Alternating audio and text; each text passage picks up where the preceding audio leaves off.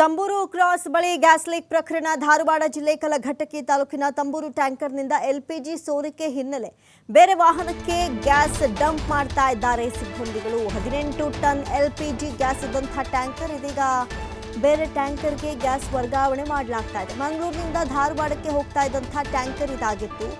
ನೋಡಿ, ಒಂದು ಕಡೆ ತಂಬೂರು ಕ್ರಾಸ್ ಬಳಿ ಗ್ಯಾಸ್ ಲೀಕೇಜ್ ಆದಂತಹ ಪ್ರಕರಣಕ್ಕೆ ಸಂಬಂಧಪಟ್ಟಂತೆ ಧಾರವಾಡ ಜಿಲ್ಲೆ ಕಲಘಟಕಿ ತಾಲೂಕಿನ ತಂಬೂರು ಟ್ಯಾಂಕರ್ನಿಂದ ಎಲ್ಪಿಜಿ ಸೋರಿಕೆ ಹಿನ್ನೆಲೆ ಬೇರೆ ವಾಹನಕ್ಕೆ ಗ್ಯಾಸನ್ನು ಡಂಪ್ ಮಾಡ್ತಾ ಇದ್ದಾರೆ.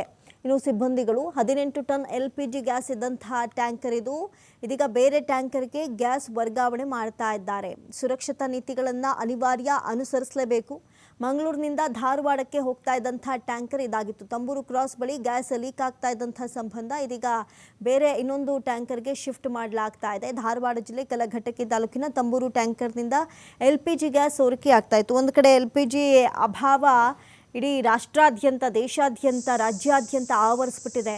ಅದರಲ್ಲೂ ಕೂಡ ಇದರಿಂದ ಜನಗಳು ಹೈರಾಣಾಗ್ತಾ ಇದ್ದಾರೆ. ಅಂಥದ್ರಲ್ಲಿ ಇದರ ಒಂದು ಇತಿಮಿತಿಯ ಬಳಕೆ ಬಹಳಷ್ಟು ಮುಖ್ಯ ಆಗುತ್ತೆ. ಸದ್ಯಕ್ಕೆ ಟ್ಯಾಂಕರ್ನಿಂದ ಎಲ್ಪಿಜಿ ಸೋರಿಕೆ ಹಿನ್ನೆಲೆ ಬೇರೆ ವಾಹನಕ್ಕೆ ಗ್ಯಾಸನ್ನು ಡಂಪ್ ಮಾಡಲಾಗ್ತಾ ಇದೆ.